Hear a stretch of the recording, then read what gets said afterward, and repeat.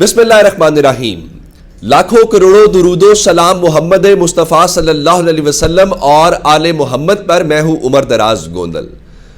عمران خان ان کو لے کے بیٹھ جائے گا۔ اب آپ کہیں گے کیسے، میں یہ بات کیسے کر رہا ہوں؟ اس لیے آپ نے لفظ سنا ہوگا عدالت عظمیٰ، جو سپریم کورٹ کے لیے استعمال ہوتا ہے۔ آپ نے لفظ سنا ہوگا عدالت عالیہ، جو لاہور ہائی کورٹ کے لیے یا اسلام آباد ہائی کورٹ، ہائی کورٹس کے لیے بنیادی طور پہ استعمال ہوتا ہے۔ پاکستان میں ایک نئی عدالت متعارف کروا دی گئی ہے۔ اس عدالت کو کہتے ہیں عدالت اڈیالہ۔ قانون میں نہیں ہے، کانسٹیٹیوشن نے نہیں بنائی، پارلیمنٹ نے نہیں بنائی، وہ طاقت کی عدالت ہے کہ عمران خان کو وہاں سے باہر نہیں نکالنا۔ لیکن میں آپ کو خبر دوں گا نہلے پہ دہلے کی، اور خان صاحب کے لیے اور ان کو کیا چاہیے، وہاں بیٹھیں اور اپنے معاملات جو ہے ان کو سالو کریں۔ اب اس وقت صورتحال سب سے بڑی یہ ہے، آج میں نے آپ کو خبر دی تھی کہ عمران خان کی توشہ خانہ والی جو ہے درخواست، اس کے اوپر 1 سال لگ گیا اور اس کے بعد فیصلہ محفوظ ہوا۔ فیصلہ محفوظ ہونے کے بعد آج انہوں نے عمران خان کی درخواست مسترد کر دی۔ چونکہ اسلام آباد ہائی کورٹ سے توقع یہ تھی کہ وہ درخواست خارج کریں گے تو لاہور ہائی کورٹ کا لارجر بینچ اس کا فیصلہ کرے گا۔ اب خبر یہ آئی ہے کہ اسلام آباد ہائی کورٹ سے جو بڑے اعلانات ہوئے ہیں اس میں سے اب ایک تو یہ بتایا گیا ہے کہ توشہ خانہ سے متعلق ایک بڑی چیز ہمارے پاس آئی ہے۔ عمران خان نے کہا تھا کہ توشہ خانہ کی جو فوجداری کیس ہے اس میں فیصلہ معطل کر دیا جائے۔ سزا عمران خان کی آلریڈی معطل ہو چکی ہے، وہ فیصلہ معطل کروانا چاہتے ہیں، تو اس چیز کو لے کے اب فوری طور پہ جسٹس عامر فاروق صاحب نے ایک حکم دیا ہے۔ میں وہ حکم دینے سے پہلے آپ کو اصل معاملہ بتانا چاہتا ہوں۔ اصل معاملہ یہ ہے، کل نواز شریف کی آخری ریفرنس العزیزیہ کے خلاف جو اپیل ہے وہ سماعت کے لیے مقرر ہے، اور غالب امکان یہ ہے کہ کل نواز شریف کو آخری کیس کے اندر بھی کلین چٹ دے دی جائے گی۔ اب جب نواز شریف کو کلین چٹ دیں گے، لوگ کیا کہیں گے، لوگ کیا کریں گے، لوگوں کو نہیں پتا، ان کو بتانے کی کوئی ضرورت نہیں ہے۔ اب اس چیز کو لے کے بتایا یہ گیا ہے کہ دیکھیے جناب، وہ 30 نومبر کو جو تحریری دلائل جمع کروانے کی کیا تھا تو انہوں نے وقت مانگا تھا 2 ہفتوں کا، تو جیسا عامر فاروق صاحب نے کہ نہیں 2-3 دن لے لے، یہ نہیں ہو سکتا۔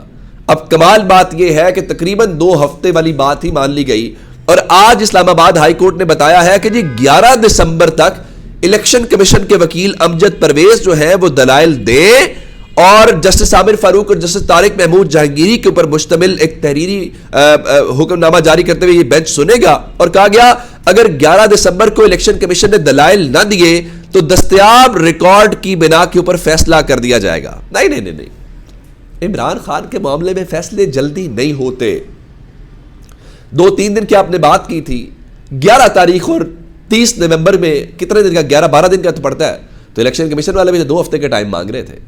تو یہ ہے عمران خان کے معاملات میں پاکستان کے اندر کیا ہوتا ہے۔ ایک اعلان آپ نے سن لیا، دوسرا اعلان بھی سن لیجئے۔ میں نے آپ کو بتایا تھا کہ آج الیکشن کمیشن بھی فیصلہ کرے گا، اور وہ یہ بتائے گا کہ کیا عمران خان اور فواد چودھری کا ٹرائل جیل میں ہوگا یا ان کو اسلام آباد ہی لایا جائے گا۔ جو الیکشن کمیشن اسلام آباد کے آئی جی اور ڈی سی کو تبدیل نہ کروا سکے، آپ کو لگتا ہے وہ الیکشن کمیشن عمران خان کے معاملے میں اپنی رٹ کو بحال کرا سکے گا، یا بتائے گا اس کے پاس کیا اختیارات ہیں؟ کیا فیصلہ ہوا؟ میں نے آپ کو کیا کہا تھا، وہی فیصلہ ہوا ہے کہ عمران خان اور فواد چودھری کا جیل میں ٹرائل ہوگا۔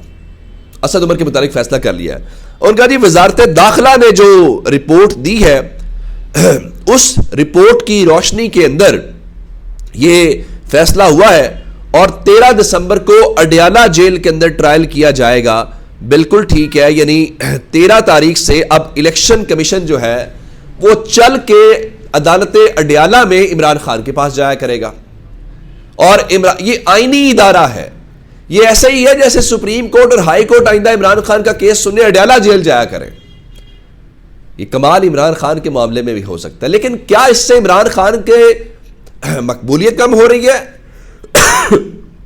عمران خان سے لوگوں کی ہمدردی بڑھ رہی ہے، لوگ سمجھ رہے ہیں کہ عمران خان کے ساتھ جو کچھ ہو رہا ہے۔ اب الیکشن کمیشن والا معاملہ تو ہو گیا، اب اندازہ کریں کہ 12 دسمبر کو عمران خان کے اوپر سائفر کیس میں فرد جرم عائد ہوگی، 13 دسمبر کو توہین الیکشن کمیشن جو کیس ہے اس کے اندر فرد جرم عائد ہوگی. کیا پیغام ہے قوم کو؟ کیا قوم نہیں ان چیزوں کو سمجھتی؟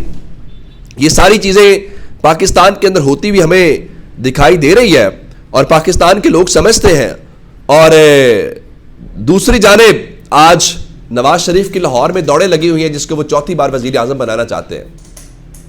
مسلم لیگ نون کا چوتھا پارلیمانی بورڈ کا اجلاس تھا جس میں بلوچستان کی ٹکٹوں کے حوالے سے انہوں نے فیصلہ کرنا تھا. جیسے ہی وہ ختم ہوا تو اس کے بعد نواز شریف اپنی ٹیم کو لے کے پہنچ گئے ہیں چوری شجاعت حسین کی رہائش گاہ کے اوپر. تقریباً 15 سال کے بعد یہ ملاقات ہو رہی ہے. اندازہ کریں کہ نواز شریف کو اور مسلم لیگ نون کس نہج کے اوپر آ گئی ہے کہ ان کو مسلم لیگ کاف کے ساتھ بھی بات کرنی پڑ رہی ہے سیٹ ایڈجسٹمنٹ کے لیے. اور مسلم لیگ کاف اپنی سیٹیں بھی نہیں نکال سکتی, اس کو مسلم لیگ نون سے ایڈجسٹمنٹ کی باتیں کرنی پڑ رہی ہیں. دوسری جانب پرویز لائی اور مونس لائی ہیں چودھریوں میں سے, ان کو موقع تو دیں.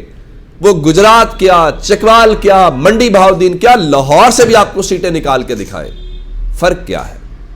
یہ سب یہ جو لاہور میں آج بیٹھے ہوئے ہیں یہ عمران مخالف ہیں اور وہ جن کی میں بات کر رہا ہوں وہ عمران خان کے ساتھ ہے. فرق صرف عمران خان ہے. حال آپ دیکھ لیں. اچھا, یہ ملاقات تو سب جاری ہے جب میں یہ ویڈیو ریکارڈ کر رہا ہوں.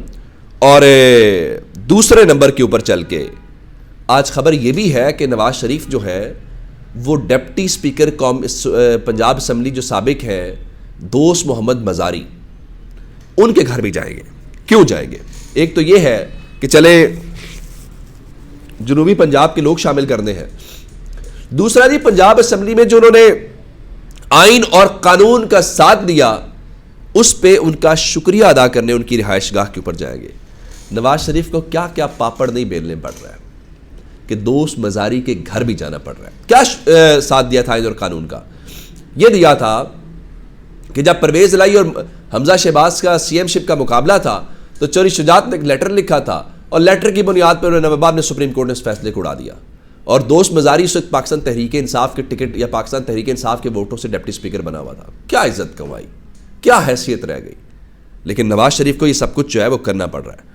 اب الیکشن ہے اور الیکشن والے معاملے کو میں نے آپ کو بتایا تھا کہ کل بتایا جائے گا کتنے کیا وہ سیکیورٹی والے اہلکار. بتایا گیا ملک میں 54% جو پولنگ سٹیشنز ہیں ان کو حساس قرار دے دیا گیا. میرا خیال ہے ملک کو حساس قرار دے دے, 54% پولنگ سٹیشنز کو قرار نہ دے. دوسری جانب بات چیف الیکشن کمشنر کی ملاقات ہوئی ہے نگران وزیر اعلیٰ خیبر پختونخوا کے ساتھ. کل ہی فضل الرحمان نے کہا تھا 2 صوبے بد امنی کی لپیٹ میں ہیں اور یہ اور وہ الیکشن کمیشن والے کہہ رہے ہیں جی ہمیں تو بڑا اطمینان ہے اور ہم تو تیاریوں کے اوپر مطمئن ہیں. اور اس کے بعد جو صوبائی وزیر اعلیٰ ان کا جی ہم الیکشن کے لیے تیار ہیں. اب اگر وہ تیار ہیں, تیاریوں پہ اطمینان ہے, تو کیا فضل الرحمان غلط بیانی سے کام لے رہے ہیں, الیکشن سے بھاگ رہے ہیں؟ چلے اس کو چھوڑ دیتے ہیں. ملک میں ساری صورتحال آپ کے سامنے ہے. ملک کے سابق وزیر اعظم کے ساتھ کیا ہو رہا ہے. ملک کے آج سنم جاوید کا والد کہہ رہا تھا میری بیٹی کے اوپر ایک ایسا مقدمہ ہے جو بتاتے بھی شرم آتی ہے. اور بہت ساری سٹوریز ہیں. پنجاب پولیس نے جو دہاڑیاں لگائی ہیں 9 مئی کی آڑ میں وہ ایک تاریخ ہے. اور بہت سارے معاملات ہیں. عدالتیں بے وقت بے حیثیت ہوتی ہم نے دیکھے پچھلے تھوڑے عرصے میں. اور جسٹس قاضی فائز عیسیٰ صاحب اپنی آئینی ذمہ داریوں کا بخوبی دراق رکھتے ہیں. وہ کسی کا دباؤ نہیں لیتے. انہوں نے عدالت لگا لیا. ذوالفقار علی بھٹو کے عدالتی قتل کے اوپر انہوں نے لارجر بینچ آئندہ ہفتے کیس کی سماعت کرے گا اور جسٹس قاضی فائز عیسیٰ صاحب خود کیس سنیں گے. بالکل ٹھیک ہے. 2012 کے بعد یہ پہلی بار تقریباً 11 سال کے بعد قاضی فائز عیسیٰ صاحب, بھٹو صاحب انصاف ضرور دیں. پہلے جو زندہ ہیں ان کو تو انصاف دے لیا. اپنا بہت سا خیال رکھیے گا. خدا حافظ.